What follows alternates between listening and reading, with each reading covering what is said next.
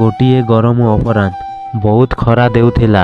ଏକ ସୁନ୍ଦର ଧଳା ଘୋଡ଼ା ପାଣି ଖୋଜିବା ପାଇଁ ଏଣେ ତେଣେ ବୁଲୁଥିଲା। ଚାଲିବା ସମୟରେ ସେ ମାଟିରେ ପାଣି ଭର୍ତ୍ତି ଏକ ଗଭୀର ଗାତ ଦେଖିଲା।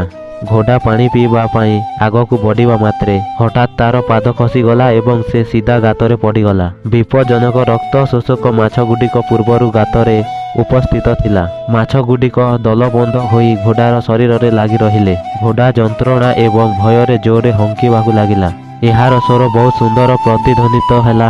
ଶବ୍ଦ ଶୁଣି ଘୋଡ଼ାର ମାଲିକ ଦୌଡ଼ି ଆସିଲେ। ପରିସ୍ଥିତି ଦେଖି ସେ ଭୟଭୀତ ହୋଇ ତୁରନ୍ତ ଉଦ୍ଧାରକାରୀ ଦଳକୁ ଡାକିଲେ। କିଛି ମିନିଟ୍ ମଧ୍ୟରେ ଉଦ୍ଧାର ଦଳ ସାଇରନ୍ ସହିତ ଘଟଣାସ୍ଥଳରେ ପହଞ୍ଚିଲା। ସମୟ ନଷ୍ଟ ନକରି ଦଳ ଉଚ୍ଚ ଚାପ ପାଣି ପମ୍ପ ଚାଲୁ କଲା।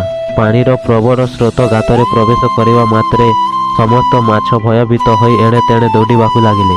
ଦୌଡ଼ି ସାହାଯ୍ୟରେ ଉଦ୍ଧାରକାରୀ ଦଳ ଧଳା ଘୋଡ଼ାଟିକୁ ଧୀରେ ଧୀରେ ବାହାର କଲେ। ଘୋଡ଼ାଟି ସୁରକ୍ଷିତ ଥିଲା।